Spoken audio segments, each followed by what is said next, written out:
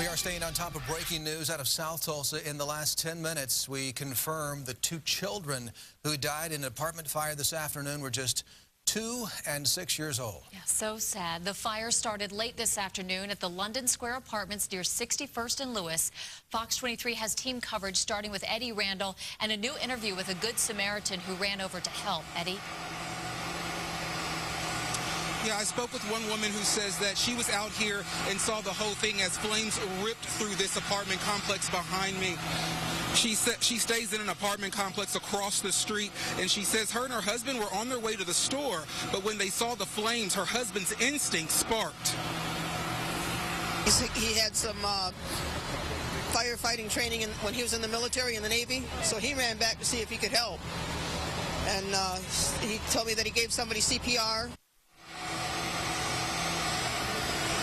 5 people total were taken to the hospital, and at least one of the apartments at this complex is at a total loss. Live in South Tulsa, Eddie Randall, Fox 23 News. All right, Eddie, you can only imagine what people there are feeling tonight, with some wondering where they'll stay and how much, if anything, they can salvage. Fox 23's Sarah Whaley continues our live team coverage with more of what we are learning on the scene. Sarah. When I got here tonight, Clay, there was just lines of people standing here watching their homes burn. I saw some just stand there shaking their head. Some were watching through tears. Some couldn't even watch. It was really sad to see. I actually just spoke with Tulsa fire officials who tell me the investigation is still underway. That means many residents won't be allowed back inside to see the damage for at least a few more hours. Now, one woman I talked with was actually coming home from work when she saw all the flames. Flames coming out, what was the first thing you thought? My apartment's probably on fire because it's right in the front. It doesn't take long for it to spread, you know. I was kind of sad inside, you know. I'm glad my kids weren't here. And she's not sure what she'll find when she is allowed back inside. I actually asked her what's next, and she says she really doesn't know right now. Things have not really had time to sink in, so she's just going to have to wait to see what she can get inside and salvage. I actually also caught up with a woman. She was holding her pets, she was sobbing, and she had no shoes on her feet.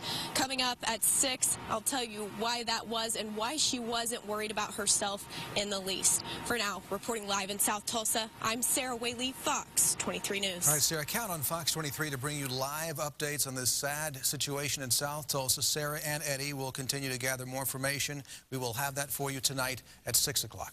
In just 1 week, drivers hit and killed 3 people crossing streets in Tulsa. Officers say it's a trend they hope will come to an end.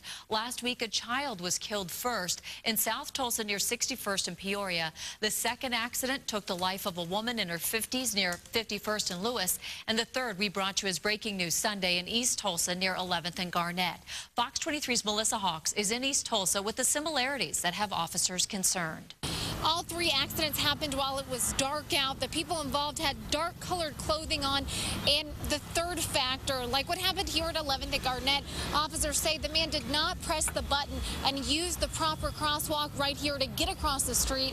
Instead, he just tried to dart across.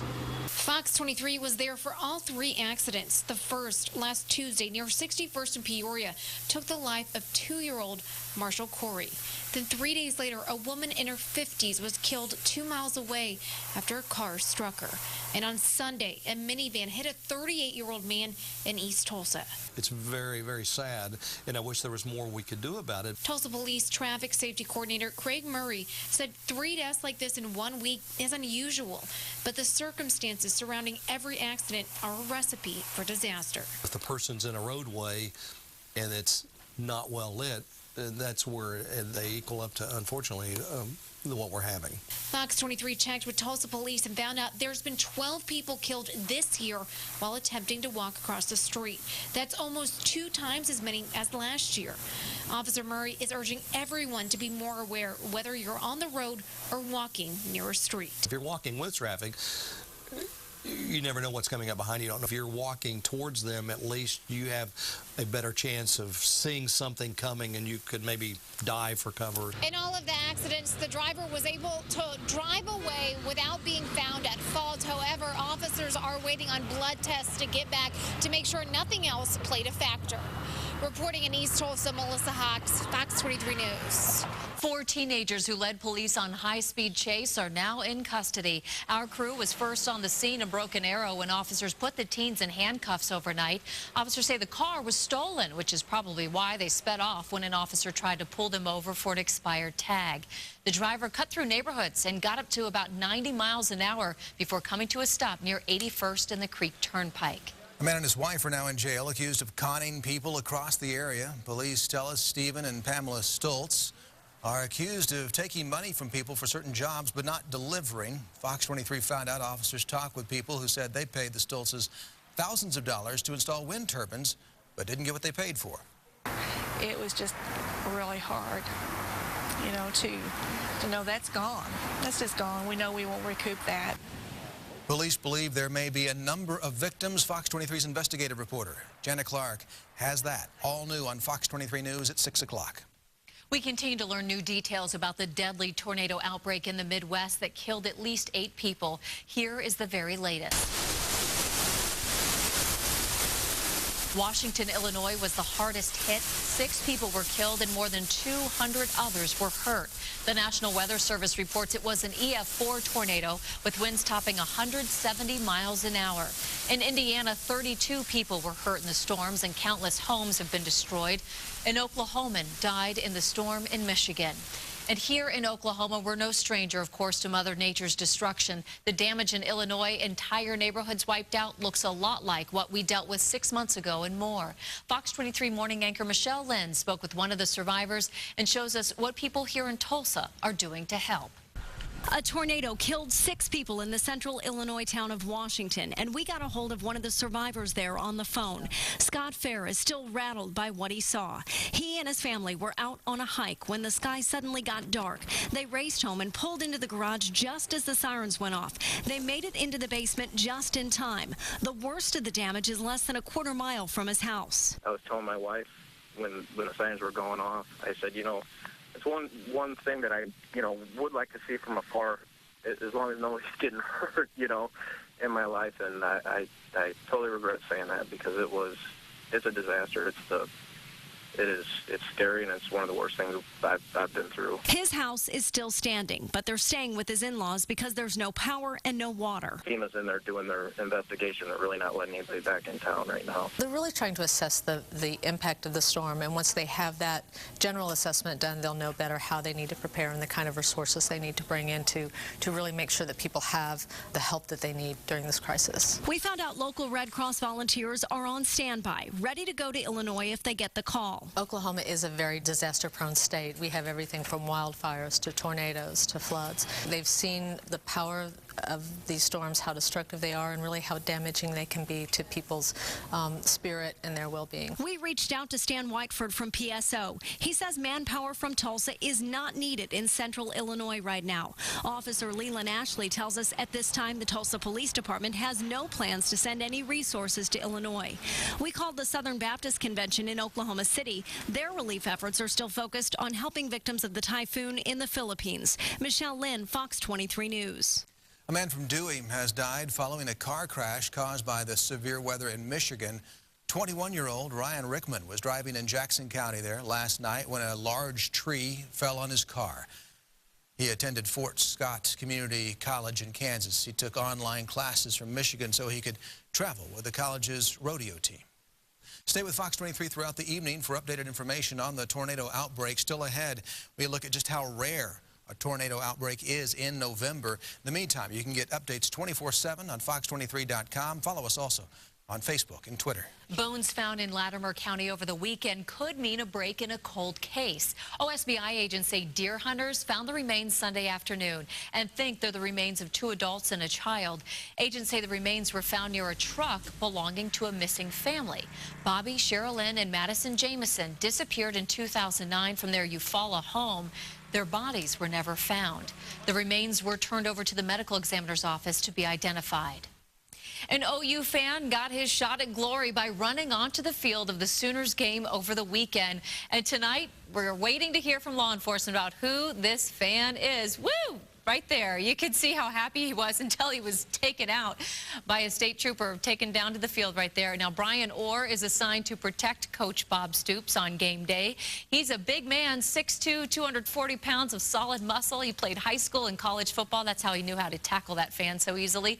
Well, the video has gone viral now, has been shared around the world.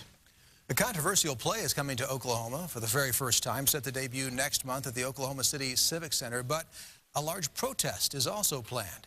People have asked if we've ever thought about canceling the show, and the answer to that is no way. Rachel Eyrick, director of the Oklahoma City Theater Company, says she's not surprised by the planned protest. This is a play that doesn't necessarily jive with everyone's worldview. We're an eclectic company, and we try to stress diversity. We do shows for children. We have a Native American play festival. We have a lot of different kinds of shows. We've done shows with a very Christian worldview before. It's the love story of Adam and Steve instead of Adam and Eve. Baptist pastor Steve Kern believes this play crosses the line. In a sense, it is kind of a form of persecution. It certainly is a sign or expression, it seems to me anyway, of intolerance. Kern is handing out flyers asking his followers to pray for God's mercy on those in the play. I'm a Christian and I appreciate their prayers, and I'm just grateful that we do live in a country that protects free expression. Yes, it's their free speech. If they were doing this in a theater that they were paying for themselves. Kern says while he doesn't like the group's message, he is protesting the play because it's being held in a publicly funded venue. We want to maintain the moral values that have kept Oklahoma, I think, being the great place it is to live for so long. It's not about any one agenda or worldview. It's about reflecting the entire community of Oklahoma City. Well, city officials say they can't discriminate on who uses that facility or a production's content. The play is scheduled to debut December 5th. The protest is planned December 6th. Parents against Common Core standards were urged to keep their kids home from school today. Fox 23 has reported a number of stories with parents who do not like the new standards that will take effect next year. They're designed to be more rigorous to prepare students to better compete globally, but some think they're a federal intrusion into the state's public education system. Owasso City councilors will discuss Common Core and its implementation at tomorrow night's meeting. And we've seen clouds roll in just in the last couple of hours. We've got some breeze to talk about tomorrow. I'll let you know how strong that wind will be, plus a big change coming in our 5-day forecast. I'll let you know when you're going to need that heavy winter coat coming up. Get out of the vehicle. Get out of the vehicle right now. A mother ends up running her kids in the car. She and her son now face charges. And now police are under fire, too. See how they responded when she took off. And has it become more about fashion than troop safety? Our Washington Bureau uncovers millions of your tax dollars spent on nothing after a camo design project is put on hold.